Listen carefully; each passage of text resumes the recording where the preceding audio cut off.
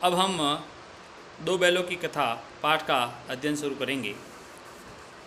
इस पाठ का विषय वस्तु मूल रूप से दो बैलों की कथा पर निर्भर है और उनके चारों ओर ये कहानी चलती है। सबसे पहले हम इस पाठ का आदर्श वाचन करेंगे और फिर समझते जाएंगे। जानवरों में गधा सबसे ज़्यादा बुद्धिहीन समझा जाता है।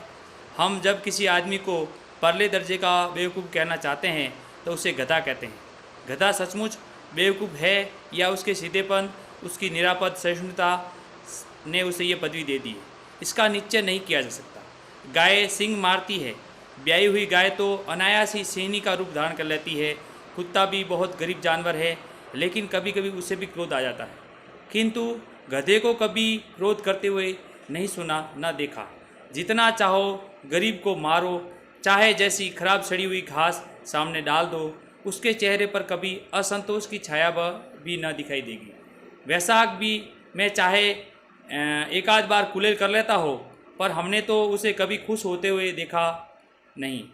उसके चेहरे पर एक विषाद स्थायी रूप से छाया रहता है। सुख दुख हानि लाभ किसी भी दशा में उसे बदलते नहीं देखा। ऋषि मुनियों के जितने गुण हैं वे सभी उसमें पराकाष्ठा को पहुंच गए हैं, पर आदमी उसे बेवकूफ़ कहता है। सद्गुणों का इतना अनादर कहीं नहीं देखा। कदाचित सीधापन संसार के लिए उपयुक्त नहीं है। देखिए ना, भारतवासियों की अफ्रीका में क्या दुर्दशा हो रही है। क्यों अमेरिका में उन्हें घुसने नहीं दिया जाता? बेचारे शराब नहीं पीते, 4 पैसे कुछ समय के लिए बचा कर रखते हैं, जी तोड़कर काम करते हैं, किसी से लड़ाई झगड़ा नहीं करते हैं, 4 बातें सुनकर गम खा जाते हैं, फिर भी बदनाम है। कहा जाता है वे जीवन के आदर्श को नीचा करते हैं। अगर वे भी इस ईंट का जवाब पत्थर से देना सीख जाते तो शायद ये स्थिति नहीं होती। हमने आदर्श वाचन किया जिसमें कि जानवरों में गधा है वो सबसे बुद्धिहीन समझा जाता है। हम जब किसी आदमी को परले दर्जे का बेवकूफ़ कहना चाहते हैं तो उसे गधा कहते हैं। गधा सचमुच बेवकूफ़ है या उसके सीधेपन, उसकी निरापद सहिष्णुता ने उसकी पदवी दे दी। यानी हम कह नहीं सकते। गधा जितना सीधा दिखता है उसको देखकर हम उसे ये कहते हैं कि ये तो गधा है। ये शब्द गधे की सीधेपन की बात है या वो किसी को कुछ नहीं कहता, इसलिए लोग उसे कहते हैं, ये हम मान सकते हैं। जैसे कि गाय होती है, गाय को हम सीधा कहते हैं, लेकिन गाय जब अनायास ही जब ब्याई हुई होती है तो सिंहनी का रूप धारण कर लेती है और मारने के लिए भी दौड़ती है। कुत्ता भी बहुत ही गरीब जानवर है, लेकिन कभी कभी उसे भी क्रोध आ जाता है, किंतु गधे को कभी क्रोध करते हुए नहीं सुना ना देखा है। जितना चाहो गरीब को मारो, चाहे जैसी खराब सड़ी हुई घास उसके सामने डाल दो, लेकिन वो कभी आपसे कुछ शिकायत नहीं करता। एक समान भाव से रहता है और जो दिया उसको वो अपना लेता है। उसके चेहरे पर कभी असंतोष की छाया भी दिखाई नहीं देगी। हाँ, कभी कभार वैशाख माह में वो कुलेल कर रहता है, इसलिए उसे वैशाख नंदन भी कहा जाता है, पर हमने तो उसे कभी खुश होते नहीं देखा।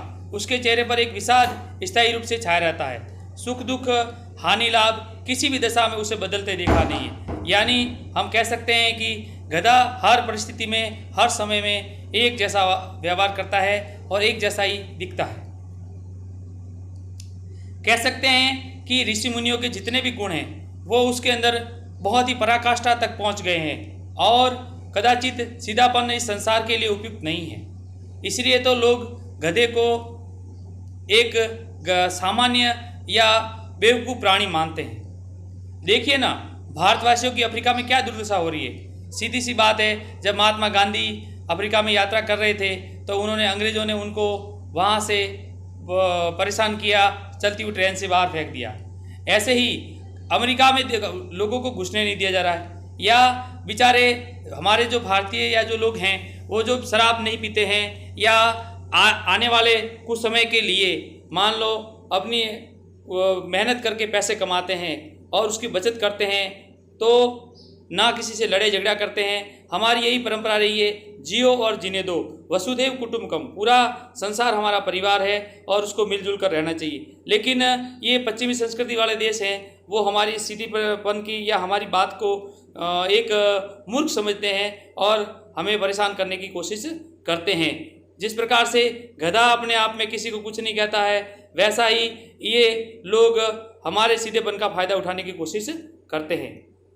लेकिन अगर इस बात को हम अगर ईंट का जवाब पत्थर से देना सीख जाएं या ईंट का जवाब पत्थर से देने लग जाएं, तो शायद मुझे लगता है कि वे लोग भी हमारे इस सीधेपन का फ़ायदा नहीं उठाएंगे और हम अपना जीवन यापन बड़ी आसानी से कर सकते हैं। लेकिन गधे में इस प्रकार के लक्षण नहीं है। गधा तो अपनी स्थिति वही रखता है, चाहे उसे किसी भी प्रकार की परिस्थिति आए, अच्छी परिस्थिति आए या खराब परिस्थिति आए, वो उसी प्रकार से अपना जीवन यापन करता है।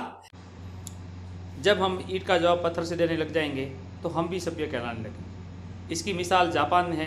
जापान ने एक ही विजय से पूरे संसार को बता दिया कि वो कैसा है, शक्तिशाली है, और अब वो उसे सभ्य बना दिया गया। लेकिन गधे का एक छोटा भाई और भी है जिसे हम कम गधा कह सकते हैं, है ना, गधे से थोड़ा कम, और वह भी है बैल। जिस अर्थ में हम गधे का प्रयोग करते हैं, कुछ उसी से मिलते जुलते अर्थ में बच्चिया के ताऊ का भी प्रयोग करते हैं। कुछ लोग बैल को शायद बेवकूफ़ों में सर्वश्रेष्ठ कहेंगे, मगर हमारा विचार ऐसा नहीं है। बैल कभी कभी मारता भी है, कभी कभी अड़ियल बैल भी देखने में आता है, और कभी कई रीतियों से अपना असंतोष प्रकट करते हुए देता है। अतः यह उसका स्थान गधे से नीचा है। यानी कह सकते हैं कि जो गधा है उसे एक नीचे स्थान पर बैल को कह सकते हैं। बैल वैसे सीधा दिखता है लेकिन सीधा नहीं है। वो उसका अपना अड़ियल रवैया भी अपनाता है, कई बार मारने के लिए पीछे दौड़ता है, तो कह सकते हैं कि वो गधे जितना सीधा नहीं है।